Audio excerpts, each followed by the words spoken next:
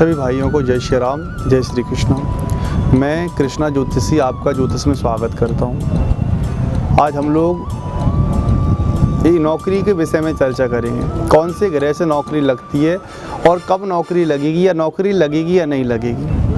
क्योंकि आज के समय हर किसी की यही सोच है कि भाई मेरी नौकरी लगे, मैं जल्दी से मेरी पढ़ाई हो जाए और जल्दी से मेरी नौकरी लग जाए और मैं अपने पैरों पे खड़ा हो जाऊं, मैं अपने परिवार का पालन पोषण करूं। हर एक व्यक्ति की ये सोच होती है। तो भाई उसकी नौकरी लगेगी या नहीं लगेगी, कब लगेगी, कैसे लगेगी, कितना मेहनत कितना संघर्ष करना पड़ेगा, उसके लिए हम जानेंगे।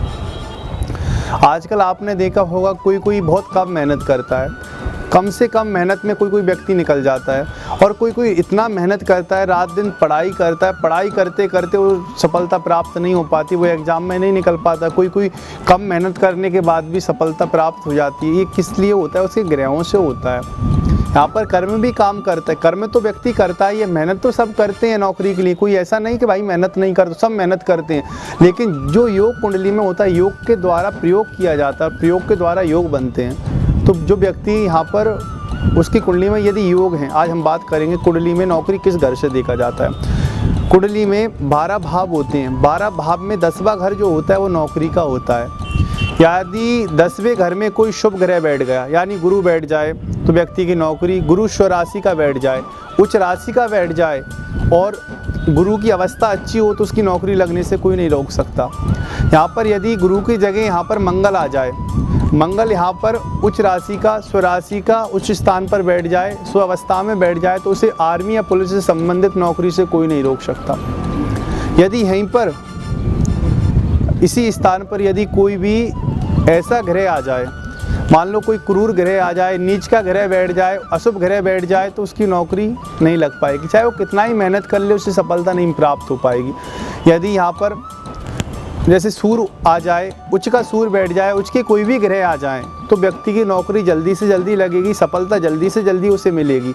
सिर्फ उसकी महादशा आना चाहिए, उसकी अवस्था अच्छी होनी चाहिए, वो उसे अवस्था उसके अंश अच्छे होना चाहिए, उसकी डिग्रियां अच्छी होना चाहिए और उसका स्थान अच्छा होना चाहिए। शत्रु राशि में ना हो, या तो मान लो कि वहाँ पर चतुर्थ स्थान में कोई ग्रह बैठकर यानी अपनी मित्र राशि को देख रहा है या शुभ राशि को देख रहा है, तो ऐसे व्यक्ति की भी नौकरी लग जाती है। तो कहीं ना कहीं ग्रहों को अवस्था में बैठना पड़ेगा, उनकी अवस्थाएं, उनकी स्थिति, तब ऐसे व्यक्ति की नौकरी लगेगी।